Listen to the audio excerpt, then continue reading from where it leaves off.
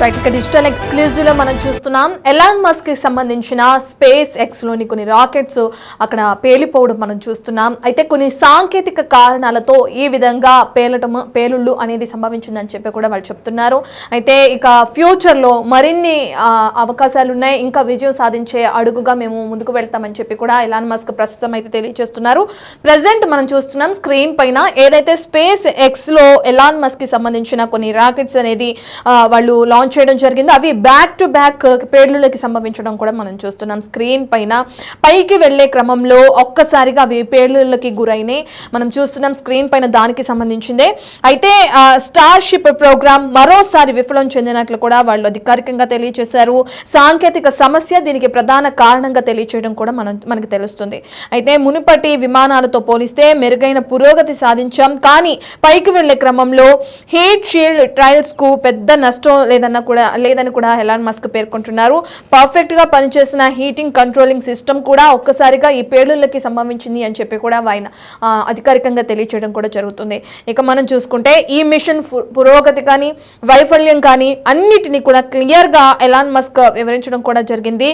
గతంలో కూడా ఇటువంటి రాకెట్స్ ప్రయోగాలు అనేవి కూడా చేశాము, అయితే అవి పేలుళ్ళు సంభవించినాయి అని వాటికి సంబంధించిన డీటెయిల్స్ కూడా ఆయన తెలియజేయడం కూడా జరిగింది. అయితే మరిన్ని ప్రయోగాలు చేసి మేము విజయం సాధిస్తామని చెప్పి కూడా ఆయన దీనికి అంటే ఏదైతే ఇప్పుడు సంభవించిన పేలుళ్ళకి సంబంధించిన ఇదిలో కూడా ఆయన మాట్లాడడం జరిగింది. అయితే ఎలాన్ మస్క్ కి సంబంధించిన స్పేస్ ఎక్స్ లో ప్రయోగించారు ఈ మెగా రాకెట్ అనేది. మనం చూస్తున్నాం దాన్నే స్క్రీన్ పైన ఫస్ట్ బాక్స్ లో మనకి క్లియర్ గా అర్థమవుతుంది. ఆ రాకెట్ లాంచ్ ఏ విధంగా కొనసాగింది, ఏ సమయంలో చేశారు, ఏంటి ఆ లాంచ్ చేస్తున్నప్పుడు కూడా ఏ విధంగా అయితే రాకెట్ పనిచేసే ఆ తీరును కూడా మనం చూస్తున్నాం. అండ్ సెకండ్ బాక్స్ లో కూడా మనం చూస్తున్నాం సముద్రంలో ఈ పేలుళ్ళు సంభవించిన తర్వాత ఏ విధంగా అయితే గాల్లోంచి కిందకి పడిపోతుందో ఆ సర్కిల్లో మనకు క్లియర్ గా అర్థమవుతుంది. ఆ రాకెట్ గాల్లో పేలిపోయి పేలుళ్ళు సంభవించి అది సముద్రం లోపల ఏ విధంగా పడుతుందో కూడా మనకి క్లియర్ గా కనిపిస్తుంది. సెకండ్ బాక్స్ లోని విజువల్స్ లో అక్కడున్న ప్రజలందరూ కూడా ఒక్కసారిగా భయభ్రాంతులకి గురై దాన్ని వీక్షిస్తున్న క్రమాన్ని కూడా మనం బీచ్ సైడ్ లో ఉండి ఆ ప్రజల్ని కూడా మనం చూస్తున్నాం. అయితే ఇది ఎలాన్ మస్క్ కి సంబంధించిన మెగా రాకెట్ గా అక్కడ ఉన్న వాళ్ళు తెలియజేస్తున్నారు. దీనికి సంబంధించి ఆయన కూడా అధికారికంగా వివరాలు అనేది వెల్లడించడం కూడా జరిగింది. మేము చేపట్టిన మెగా రాకెట్ లాంచ్ అనేది గాల్లోకి వెళ్ళిన తర్వాత కొన్ని సాంకేతిక సమస్యల కారణంగా అది పేలుడికి సంభవించింది, పేలుడికి గురైంది అని చెప్పి కూడా వాళ్ళు క్లియర్ గా తెలియజేస్తున్నారు. దానికి సంబంధించిన విజువల్సే మనము చూస్తున్నాము స్క్రీన్ పైన. అయితే అంతరిక్ష రంగంపై మరింత పట్టు సాధించేందుకు ప్రయత్నిస్తుంది అమెరికా వ్యాపార దిగ్గజం ఎలాన్ మస్క్ కు చెందిన స్పేస్ ఎక్స్ సంస్థ. దీనికి సంబంధించి మనం ఇంతకుముందు అనేకమైన రాకెట్స్ అనేవి లాంచ్ చేయటం, అనేక రాకెట్స్ కి సంబంధించిన ప్రయోగాలు నిర్వహించినప్పుడు కూడా మనకి ప్రతి ఒక్కటి చూస్తూనే ఉన్నాం. దానికి సంబంధించిన ఈ స్పేస్ ఎక్స్ కి సంబంధించి ప్రతి ఒక్కటి కూడా మనకు తెలుసు. అయితే ఇప్పుడు మరోసారి మెగా రాకెట్ లాంచ్ నిర్వహిస్తున్నప్పుడు స్పేస్ ఎక్స్ కి మరో భారీ దెబ్బ తగిలిందని చెప్పుకోవచ్చు. ఎదురు దెబ్బ తగిలిందని కూడా అర్థమవుతుంది. సుదూర అంతరిక్ష యాత్రల కోసం ఈ సంస్థ రూపొందించిన స్టార్ షిప్ మెగా రాకెట్ దాన్నే విఫలమవడం మనం చూస్తున్నాం. స్క్రీన్ పైన కనిపిస్తున్నదే స్టార్ షిప్ మెగా రాకెట్. ఇది లాంచ్ చేస్తున్న క్రమంలో విఫలమైందని కూడా తెలుస్తుంది. తొలుత విజయవంతంగానే నింగిలోకి దూసుకు వెళ్ళింది. దానికి సంబంధించి మనం చూస్తున్నాం లాంచ్ అయిన తర్వాత ఏ విధంగా అయితే నింగిలోకి వెళుతున్న విజువల్స్ స్క్రీన్ పైన ప్లే అవుతున్నాయి. మనకి స్టార్టింగ్ లో ఎటువంటి సమస్య లేదు, అంతా పర్ఫెక్ట్ గా ఉందని చెప్పి అక్కడ ఉన్న వాళ్ళు ఆ శాస్త్రవేత్తలందరూ కూడా దాన్ని లాంచ్ చేశారు. చక్కగా నింగిలోకి వెళుతుంది, ఏ విధంగా అయితే దూసుకు వెళుతుందో కూడా మనం స్క్రీన్ పైన చూస్తున్నాం. అయితే దాదాపు అరగంట వరకు కూడా గాల్లోకి చక్కగా వెళ్ళి ఎటువంటి సమస్య లేకుండా వెళ్ళిన ఈ మెగా రాకెట్ సడన్ గా ఒక్కసారి గాల్లోనే పేలిపోయింది. స్టార్ షిప్ రాకెట్ ఇలా పేలిపోవడం వరుసగా ఇది మూడోసారి. అంటే దీనికి సంబంధించి ప్రయోగాలే గత 2 సార్లు కూడా వాళ్ళు ప్రయత్నించారు. గత 2 సార్లు కూడా దీనికి సంబంధించిన ప్రయోగాలు చేశారు. అప్పుడు కూడా ఇదే విధంగా పేలుళ్ళు సంభవించినాయి. ఇది మూడోసారి. ఈసారి ఏదైతే గతంలో చేసిన మిస్టేక్స్ అనేవి, గతంలో వచ్చిన సాంకేతిక సమస్యలు అనేవి వాళ్ళు క్లియర్ చేసుకుని మళ్ళీ థర్డ్ టైం దీని అటెంప్ట్ అనేది చేశారు, మళ్ళీ దీన్ని లాంచ్ చేశారు. మూడోసారి కూడా అరగంట తర్వాత గాల్లోకి వెళ్ళి అది అక్కడే పేలిపోయింది. దానికి సంబంధించిన విజువల్స్ కూడా మనం చూస్తున్నాం. అమెరికా కాలమానం ప్రకారం మంగళవారం రాత్రి 7:36 అలా టెక్సాస్ లోని బ్రౌన్స్విల్ తీరం వేదికగా ఈ స్పేస్ ఎక్స్ దీన్ని ప్రయోగించడం కూడా జరిగింది నింగిలోకి. అయితే పునర్వినియోగం కోసం అభివృద్ధి చేసిన 123 మీటర్ల పొడవైన ఈ భారీ రాకెట్ నింగిలోకి దూసుకెళ్లింది. స్టార్టింగ్ హాఫ్ అన్ అవర్ కూడా ఎటువంటి సమస్య లేకుండా క్లియర్ కట్ గా ముందుకు సాగింది. అయితే కొన్ని నిమిషాల తర్వాత, అరగంట దాటిన కొన్ని నిమిషాల తర్వాత తొలి దశలో బూస్టర్ ఈ రాకెట్ నుంచి విడిపోయి భూమి దిశగా ప్రయాణం మొదలుపెట్టింది. కానీ స్పేస్ ఎక్స్ కంట్రోలర్స్ కు బూస్టర్తో సంబంధాలు తెగిపోయాయి. దీంతో ఇక ప్రణాళిక ప్రకారం నియంత్రిత్వ రీతిలో భూమిని తాకకుండా సముద్రంలో పడిపోయే విధంగా కూడా వాళ్ళు చేయడం జరిగింది.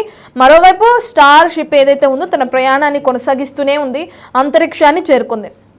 కానీ నిర్ణీత కక్షలోకి చేరుకున్న తర్వాత స్టార్ షిప్ పేలోడ్లోని శాటిలైట్లను ప్రవేశపెట్టేందుకు వీలుగా తలుపులు తెరుచుకోలేదు. దాదాపు అరగంట తర్వాత ఈ స్టార్ షిప్ కూడా నియంత్రణ కోల్పోయింది. అది గింగిరాలు తిరుగుతూ కూడా మనం చూస్తున్నాం సెకండ్ బాక్స్లో. ఆ గింగిరాలు తిరుగుతూ ఏ విధంగా అయితే అది పేలుడికి సంబంధించిందో ఇందాక మనం చెప్పుకున్నట్లుగానే సాంకేతిక సమస్య కారణంగా అది ఏ విధంగా అయితే అరగంట తర్వాత అటు గాల్లో పేలిపోవడం జరిగిందో, దానికన్నా ముందు గింగిరాలు తిరుగుతూ కూడా నింగిలో ఏ విధంగా అయితే అది ప్రయాణిస్తుందో దానికి సంబంధించిన విజువల్స్ మనం సెకండ్ బాక్స్ లో చూస్తున్నాం.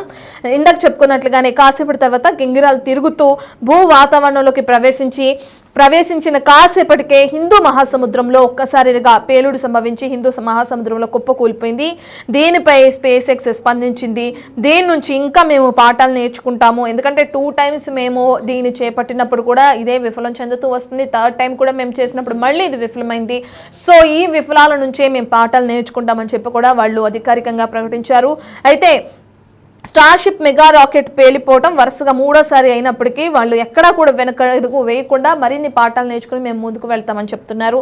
ఈ ఏడాది జనవరిలో మార్చిలో చేపట్టిన ప్రయోగాల్లో కూడా ఈ భారీ రాకెట్లు గాల్లోనే పేలిపోయాయి.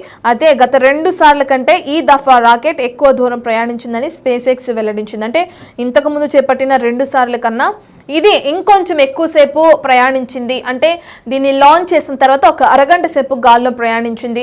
గత 2 ప్రయోగాలతో కంపేర్ చేస్తే ఈ ప్రయోగంలో మేము ఇంకొంచెం సక్సెస్ అయ్యాం.